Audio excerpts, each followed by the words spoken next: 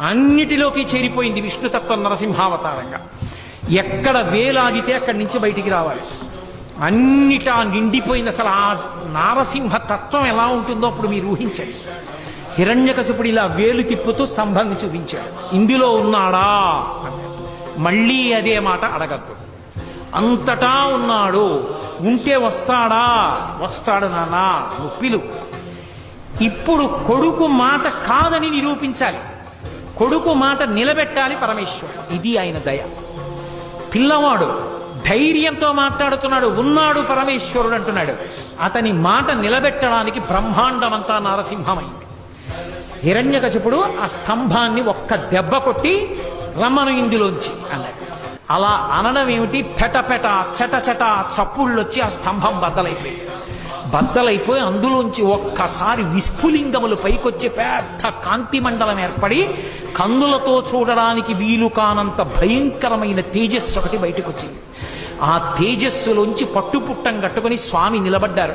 భయంకరమైనటువంటి గర్జన చేస్తుంటే, ఆయన పాదములు తీసి వేస్తుంటే ఆయన యొక్క వేగాన్ని ఒత్తిడిని తట్టుకోలేక 1000 పడగలున్నటువంటి ఆదిశేషుడు, సార్వభౌమము మొదలైనటువంటి దిగ్గజములన్నీ కూడా భూమి యొక్క బరువుని ఓర్చలేక తలలు వంచేసాయి. ఆయన పాదములలో చక్రరేఖ, శంఖరేఖ, పద్మరేఖ, నాగలి, అమృతభాండము మొదలైనటువంటి దివ్యమైన చిహ్నములు కనపడుతున్నాయి.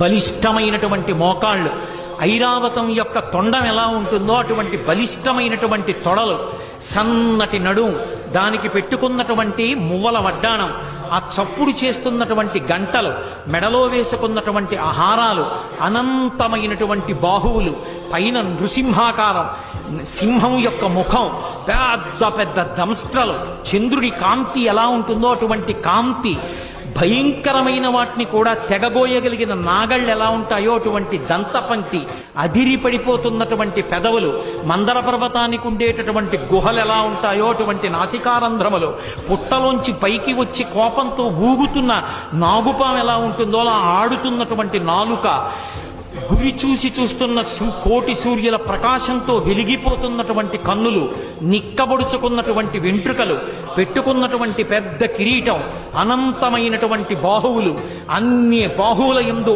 ఆయుధములు పట్టుకుని మహానుభావుడు అడుగు తీసి అడుగు వేస్తూ వస్తూ పెద్ద గర్జన చేస్తూ తల ఇలా ఊపితే ఆ కేసరములు తగిలి దేవతలు విమానంలో వెడుతున్న వాళ్ళు భ్రంశమై విమానాల్లోంచి కింద పడిపోయి ఆ మేఘములన్నీ కొట్టబడి పర్వతములన్నీ ఘూర్నిల్లి సముద్రములన్నీ పొంగిపోయి